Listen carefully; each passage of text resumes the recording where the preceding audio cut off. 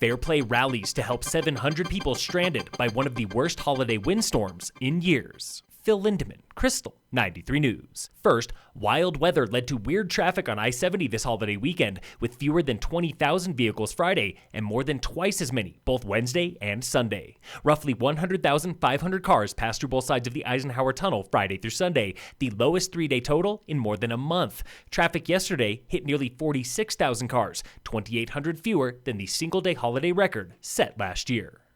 The I-70 drama started early Friday when rock slides east of Summit sent traffic on a detour into Park County. For the next 48 hours, U.S. Highway 285 was inundated with tens of thousands of travelers, and Mother Nature got nasty. We always think we're ready for things like that, but as things did come to pass this past weekend, we were inundated with problems.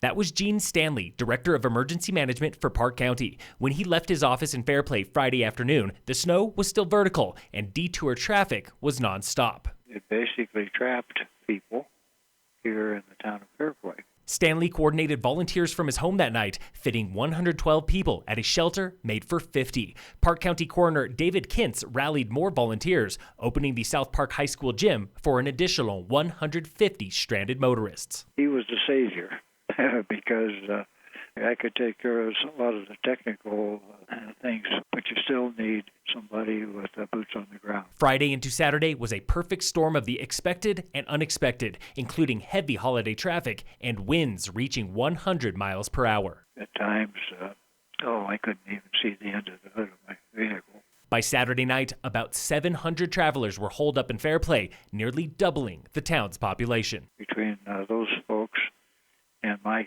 county credit card, we basically cleaned the store out of food.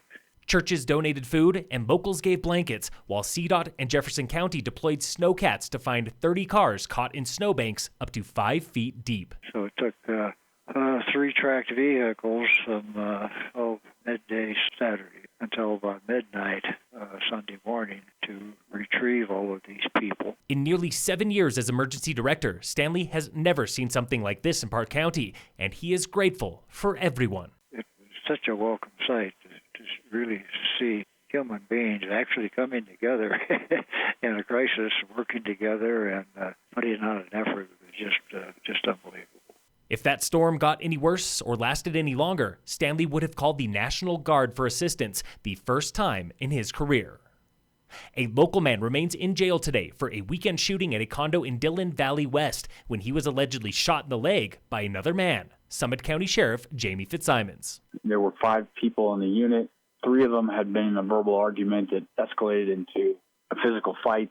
That led to shots being fired. The investigation is ongoing. The suspect, Tanner Hall, faces 7 charges, including felony assault. The other man, Maxwell Blank, has not been charged. No one else was harmed. We accounted for all the rounds that were shot. This is the second shooting in the past month in Summit. On November 7th, a man was shot and killed in another incident turned sour in Breckenridge. There was a lot of similarities between the incidents, and that is something that started out as a verbal argument that escalated into a shooting. Hall was in court today for a bond hearing.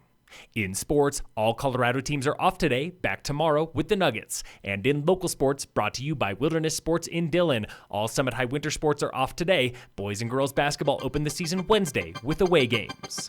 Phil Lindemann, Krystal, 93 News.